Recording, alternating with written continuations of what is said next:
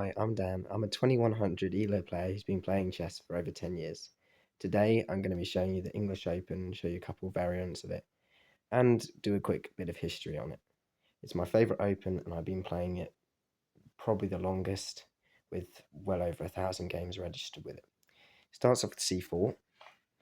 It's going to be quite shaky, and it often goes knight c3, d3, g3, bishop g2. This is probably the main variant, but it really doesn't matter how you set your pieces up. You can do it like this if you want. Oh, don't resign your king. Or you can go early and push this d4 pawn. There's a couple of different variants you'll play against. I'll explain why it's a good open to play and why it's probably my favourite open by far. So a couple main variants. You'll have a sort of reverse Sicilian is quite a common one. Something like this is quite common to play against.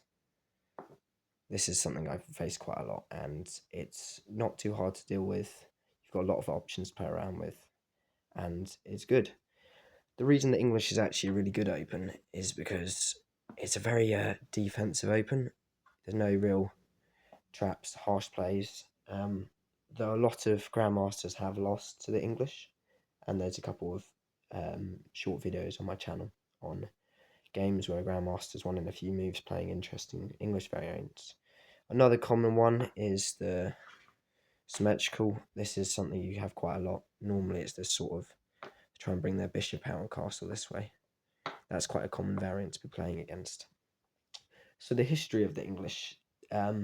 English was sort of first played by someone called like Howard Staunton. I think he played in 1843 and 1851 in a chess tournament, and that is didn't really catch on until later on though, and it's played by many grandmasters today, but that's when it was first played, and that's why it's named after him.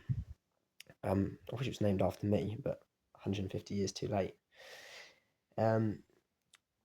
Why it's a good open?